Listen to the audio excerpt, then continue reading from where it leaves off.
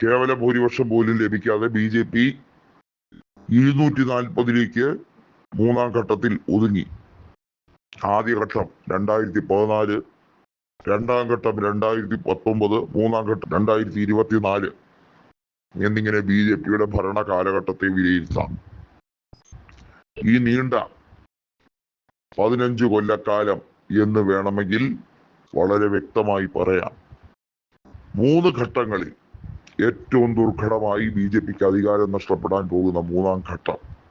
അങ്ങനെ തന്നെയായിരിക്കും ചരിത്രം ഇനി വിലയിരുത്താൻ പോകുന്നത്.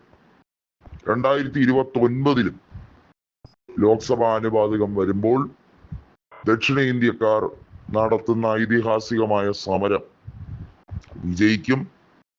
GDPയും അതുപോലെ തന്നെ പെർ ക്യാപിറ്റ ഇൻകവും കൂടി കണക്കിലെടുത്താൽ ദക്ഷിണേന്ത്യൻ സ്റ്റേറ്റുകളുടെ 7 വികസനമെത്താത്ത ബീഹാറോ ജാർഖണ്ഡോ അതല്ലെങ്കിൽ ഒറീസയോ അതുമല്ലെങ്കിൽ ഈ പറയുന്ന ഉത്തരാഖണ്ഡോ ഒന്നും വരത്തില്ല എന്നുള്ളതാണ്. BJP ഭരിക്കുന്ന സംസ്ഥാനങ്ങൾ ഇരുണ്ട യുഗങ്ങളിലേക്ക് കടന്നുകൊണ്ടിരിക്കുകയാണ് എന്ന് വെറുതെ പറയുന്നതല്ല.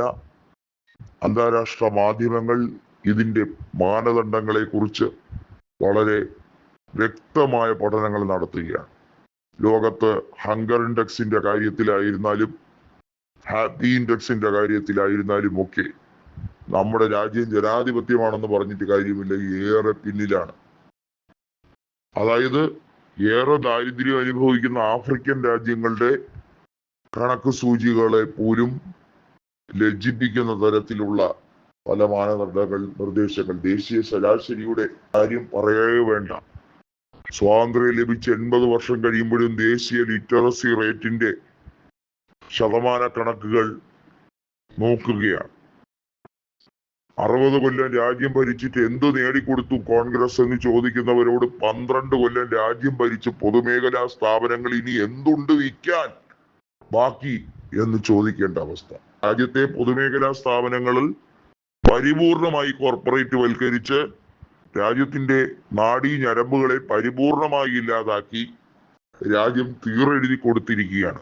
കോർപ്പറേറ്റുകൾക്ക് മാത്രമായി ഏത് സ്ഥലം വേണമെങ്കിലും ലേലത്തിന് വർഷങ്ങളോളം 500 വർഷമോ 1000 വർഷമോ പാട്ടത്തിനെടുത്ത് പദ്ധതികളുമായി മുന്നോട്ട് പോകാം എന്ന് കരാർ ഉടമ്പടി പറഞ്ഞിരിക്കുന്ന ഒരവസ്ഥയിലേക്ക് രാജ്യം എത്തിച്ചേർന്നിരിക്കുകയാണ്.